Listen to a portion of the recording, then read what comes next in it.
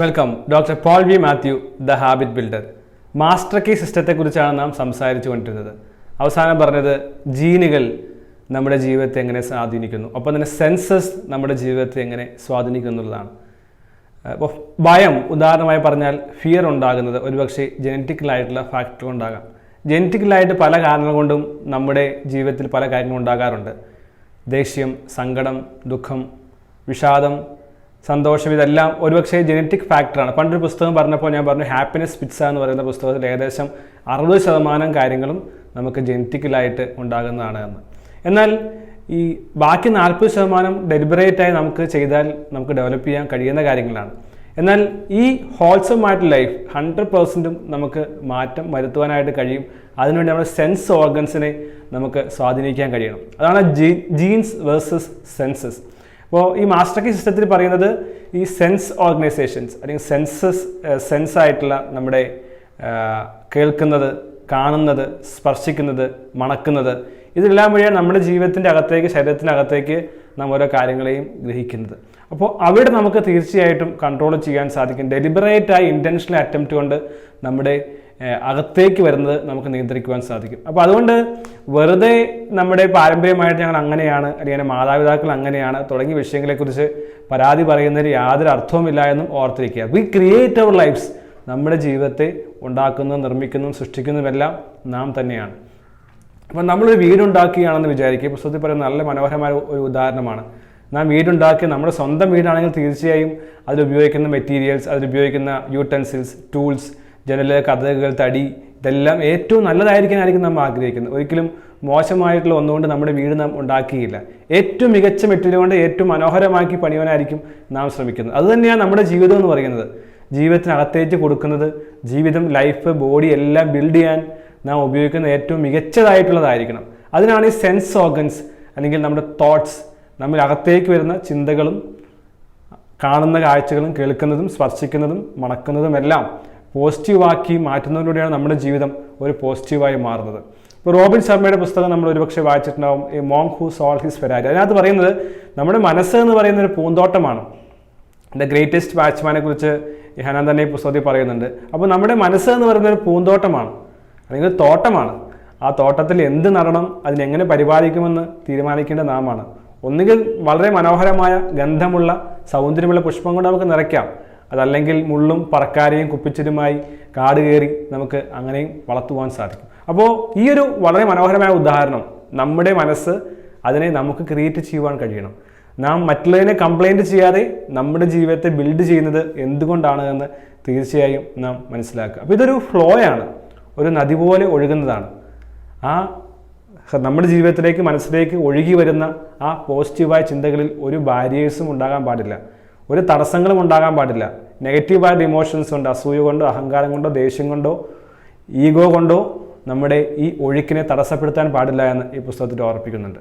അപ്പോൾ ഈ തോട്ട്സ് ആണ് ഏറ്റവും പ്രധാനപ്പെട്ട കാര്യം. അല്ലെങ്കിൽ സബ് കോൺഷ്യസ് മൈൻഡിലേക്ക് കോൺഷ്യസ് മൈൻഡ് ഗ്രേറ്റസ്റ്റ് ബാറ്റ്സ്മാൻ കടത്തിവിടുന്ന തോട്ട്സ് ആണ് ഏറ്റവും പ്രധാനപ്പെട്ട കാര്യം എന്ന് പറയുമ്പോൾ തന്നെ തോട്ട്സ് എന്തായിരിക്കണം, എന്തിനു വേണ്ടിയായിരിക്കണം, ഒരു സ്ട്രോങ് പർപ്പസിന് വേണ്ടിയായിരിക്കണം ഈ തോട്ടെന്ന് പുസ്തകത്തിൽ പറയുന്നുണ്ട്. ഒരു സ്ട്രോങ് ആയിട്ടുള്ള പർപ്പസ്, എന്തിനു വേണ്ടിയാണ് ഞാൻ പോസിറ്റീവായ തോട്ടുകൾ കൊണ്ടുവരുന്നത്, എന്താണ് ലക്ഷ്യം, എൻ്റെ പർപ്പസ് എന്താണ്, ആ പർപ്പസിലേക്ക് ഗൈഡ് ചെയ്യുന്ന പോസിറ്റീവായിട്ടുള്ള അഫർമേഷൻസും തോട്ട്സുമാണ് നമുക്കുണ്ടാകേണ്ടത്. അപ്പോൾ വെറുതെ പോലും ഒരു നെഗറ്റീവായിട്ടുള്ള വാക്ക് പറയാതിരിക്കാൻ ശ്രദ്ധിക്കണമെന്നും ഈ പുസ്തകത്തിലൂടെ കടന്നു പോകുമ്പോൾ നമുക്ക് മനസ്സിലാക്കുവാൻ സാധിക്കും. പലപ്പോഴും നാം വെറുതെ പറയാറുണ്ട്, എല്ലാം കുഴപ്പത്തിലായല്ലോ, ഇതൊന്നും ശരിയാവുമെന്ന് തോന്നുന്നില്ല, എൻ്റെ ജീവിതം ഒരു ക്ലോസ്ഡ് ചാപ്റ്ററായി, തുടങ്ങിയതായിട്ടുള്ള നെഗറ്റീവായിട്ടുള്ള ഒരു വാക്ക് പോലും നാം പറയരുത്, ചിന്തിക്കരുത്. അത് നമ്മുടെ ഫ്ലോയെ ബാധിക്കുന്ന കാര്യമാണ്. അപ്പോൾ ഫ്ലോ എന്ന് പറയുന്നത് കണ്ടിന്യൂസ് ആയി അനുസൂതം ഒഴുകേണ്ട ഒന്നാണ് നമ്മുടെ മനസ്സിലേക്ക്.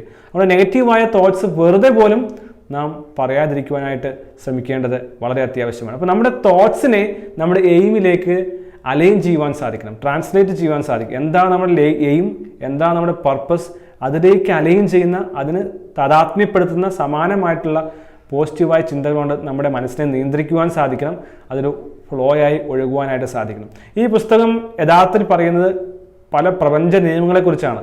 Law of attraction, law of cause and effect, law of abundance, സമൃദ്ധിയുടെ നിയമം, കാര്യകാരണ നിയമം, ആകർഷണതാ നിയമം, ഇങ്ങനെ ധാരാളം നിയമങ്ങളെക്കുറിച്ച് പുസ്തകത്തിൽ പറയുന്നുണ്ട്. പ്രപഞ്ചങ്ങളിലെ നിയമം വളരെ ശക്തിയുള്ളതാണ്. ഞാൻ നേരത്തെ പറഞ്ഞു, നാം ഈ കാര്യങ്ങളെല്ലാം ചെയ്യുന്നത് പ്രപഞ്ചത്തിൻ്റെ വലിയൊരു പർപ്പസിന് വേണ്ടിയാണ്, യൂണിവേഴ്സൽ മൈൻഡിന് വേണ്ടിയാണ് നമ്മൾ കോൺസ്പിർ ചെയ്തുകൊണ്ടിരിക്കുന്നത്. അതുകൊണ്ട് അതിൻ്റെ നിയമങ്ങളെ പാലിക്കുക എന്നുള്ളതും വളരെ പ്രധാനപ്പെട്ടതാണ്. അപ്പോൾ നിയമങ്ങൾ ലംഘിച്ചു കഴിഞ്ഞാൽ തീർച്ചയായും ഈ ഫ്ലോ നഷ്ടപ്പെടും, നാം ഉദ്ദേശിക്കുന്ന ഡയറക്ഷനിലേക്ക് നമുക്ക് എത്തുവാനായിട്ട് സാധിക്കില്ല. അതുപോലെ ഈ പുസ്തകത്തിൽ ഞാൻ നേരത്തെയും പറഞ്ഞതാണെങ്കിലും ഈ ഭാഗത്ത് വളരെ ഗാഢമായി കടന്നു പോകുന്ന രണ്ട് കാര്യങ്ങളാണ് വിഷ്വലൈസേഷൻ ആൻഡ് ഇമാജിനേഷൻ. വിഷ്വലൈസ് ചെയ്യാനായിട്ട് നമുക്ക് സാധിക്കുന്നുണ്ടോ? നാം എന്താണോ ആഗ്രഹിക്കുന്നത് അത് വിഷ്വലൈസ് ചെയ്യാൻ നമുക്ക് സാധിക്കുന്നുണ്ടോ? അങ്ങനെ കണ്ടിന്യൂസ് ആയി വിഷ്വലൈസ് ചെയ്യുമ്പോൾ നമ്മുടെ ബ്രെയിനിലൊരു പാറ്റേൺ ഡെവലപ്പ് ചെയ്യുകയാണ്, ഒരു പാത്വേ ഡെവലപ്പ് ചെയ്യുകയാണ്. ആ ഒരു പാറ്റേൺ നമ്മുടെ ലൈഫിൽ ഉണ്ടാകുന്നെങ്കിൽ, മനസ്സിലുണ്ടാകുന്നെങ്കിൽ, സബ് കോൺഷ്യസ് മൈൻഡ് ഉണ്ടാകുന്നെങ്കിൽ ഓട്ടോമാറ്റിക്കലി അതിലേക്ക് എത്തുവാനായി നമ്മുടെ മനസ്സും ശരീരവും ആത്മാവും എല്ലാം ശ്രമിച്ചുകൊണ്ടിരിക്കും. അപ്പോൾ വിഷ്വലൈസേഷനിലൂടെ കണ്ടിന്യൂസ് ആയി നാം എന്താണ് ആഗ്രഹിക്കുന്നത് അത് വിഷ്വലൈസ് ചെയ്യുന്നത് വഴി ആ ഒരു പാറ്റേൺ നമ്മുടെ ബ്രെയിനിലും മൈൻഡിലും പ്രോഗ്രാം ചെയ്യപ്പെടുകയും അതുവഴി നമുക്ക് നമ്മുടെ ലക്ഷ്യങ്ങളിലേക്ക് എത്തുവാനും സാധിക്കും. പക്ഷേ ഈ പാറ്റേൺ നമ്മൾ ചേഞ്ച് ചെയ്യാതിരിക്കുക.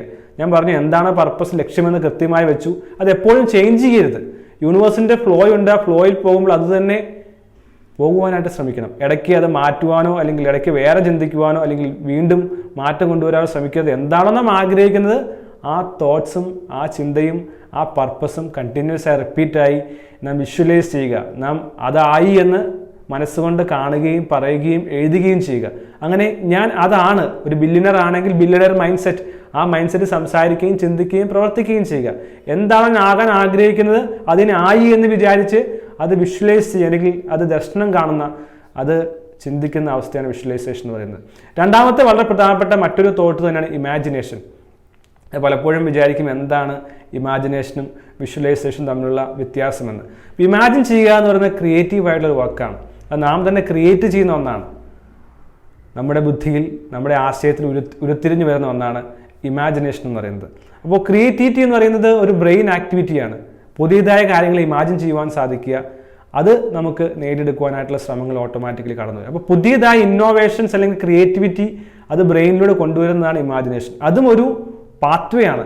ഒരു ഇമാജിനേഷൻ തുടങ്ങിയ ആൾ ഇമാജിൻ ചെയ്ത് തുടങ്ങിയാൽ ക്രിയേറ്റിവിറ്റി കൊണ്ടുവന്നാൽ പുതിയൊരു പാത്വേ ബ്രെയിനിൽ ക്രിയേറ്റ് ചെയ്യുകയാണ്, ബ്രെയിൻ സ്റ്റിമുലേറ്റ് ചെയ്യപ്പെടുകയാണ്, അത് സ്ഥിരമായി അങ്ങനെ ഉണ്ടാക്കുകയാണ്. അപ്പോൾ നാം എത്രമാത്രം ഇമാജിൻ ചെയ്യുന്നോ ക്രിയേറ്റീവായ തോട്ട്സും ക്രിയേറ്റീവായ ഐഡിയാസും കൊണ്ട് നമ്മുടെ മനസ്സിനെയും നമ്മുടെ ബ്രെയിനിനെയും നിറയ്ക്കുകയാണെങ്കിൽ നമ്മുടെ ബ്രെയിൻ സ്ട്രെങ്തൻ ആവുകയും എംപവേർഡ് ആകുകയും അപ്രകാരം പുതിയൊരു ബ്രെയിനിലെ ന്യൂറോ പാത്വേസ് ഉണ്ടാകുകയും നമുക്ക് ലോങ് ടൈമിൽ സഹായിക്കുകയും ചെയ്യും. അപ്പോൾ ഈ പുസ്തകത്തിൽ എല്ലാ ഭാഗത്തും ഓരോ കോഴ്സ് കഴിയുമ്പോഴും പുതിയതായ എക്സസൈസ് ഉണ്ട്. ഈ ഭാഗത്ത് നല്ലൊരു എക്സസൈസ് നമുക്ക് കാണുവാൻ സാധിക്കും. ആ പുസ്തകങ്ങൾ വായിക്കുമ്പോൾ വളരെ, കാരണം 100 വർഷത്തെ പഴക്കമുള്ള ഒരു പുസ്തകമാണ് എന്ന് ഞാൻ പറഞ്ഞു. അപ്പോൾ ആ എക്സസൈസ് തീർച്ചയായും വളരെ ചിന്തിപ്പിക്കുന്ന ഒന്നാണ്. ഒരു വലിയ യുദ്ധക്കപ്പലിനെ ഇമാജിൻ ചെയ്യുക, വലിയൊരു യുദ്ധക്കപ്പൽ. അപ്പോൾ യുദ്ധക്കപ്പൽ ഇമാജിൻ ചെയ്ത ശേഷം പിന്നീട് ഒരു തോട്ട് പ്രോസസ്സാണ് അതിനകത്ത് കടന്നു വരുന്നത്. ഈ യുദ്ധക്കപ്പൽ എങ്ങനെ ഉണ്ടായി?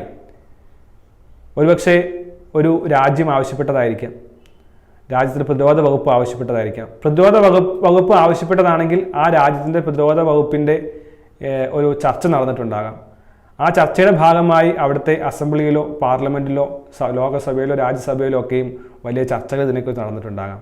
യഥാർത്ഥത്തിൽ ഈ പാർലമെൻറ്റിലും ലോകസഭയിലും ഉള്ളത് ജനങ്ങളുടെ റെപ്രസെൻറ്റേറ്റീവ്സ് ആണ്, അല്ലെങ്കിൽ നമ്മുടെ ഒരു റെപ്രസെൻറ്റേറ്റീവ്സ് ആണ് ഈ പാർലമെൻറ്റിൽ ഇരിക്കുന്നത്. അപ്പോൾ അവർ ആർക്ക് വേണ്ടിയാണ് സംസാരിച്ചത്? നമുക്ക് വേണ്ടിയാണ് സംസാരിച്ചത്. അപ്പോൾ അങ്ങനെ ചിന്തിച്ചു കഴിയുമ്പോൾ ജനങ്ങൾ എനിക്ക് വേണ്ടി ആരോ സംസാരിച്ചു, അവർ ചർച്ച ചെയ്തു, അവർ ചിന്തിച്ചു, അവർ യുദ്ധക്കപ്പൽ വേണമെന്ന് ആവശ്യപ്പെട്ടു, അങ്ങനെ അതിൻ്റെ ബാക്ക്ഗ്രൗണ്ടിലേക്ക് നോക്കിയാൽ ഈ യുദ്ധക്കപ്പൽ എന്ന് പറയുന്നത് നാമുമായി അഭേദ്യമായ ഒരു ബന്ധമുണ്ട് എന്ന് മനസ്സിലാക്കുകയാണ്. അതൊരു വിഷ്വലൈസേഷൻ അല്ലെങ്കിൽ ക്രിയേറ്റീവായിട്ടുള്ള ഇമാജിനേറ്റീവ് ആയിട്ടുള്ള ആക്ടിവിറ്റിയാണ്. അപ്പോൾ ഇത്തരം ധാരാളം ആക്ടിവിറ്റികൾ അല്ലെങ്കിൽ ഓരോ ആക്ടിവിറ്റികൾ ഓരോ ഭാഗത്ത് നമുക്ക് കാണുവാൻ സാധിക്കും. തീർച്ചയായും വായിക്കുക. ജീവിതം മാറ്റം വരുന്ന ചിന്തകൾ നമുക്ക് ഉണ്ടാകുവാനായിട്ട്, ഹാബിറ്റ് ബിൽഡ് ചെയ്യുവാനായിട്ട് നമുക്ക് സാധിക്കാം. All the best.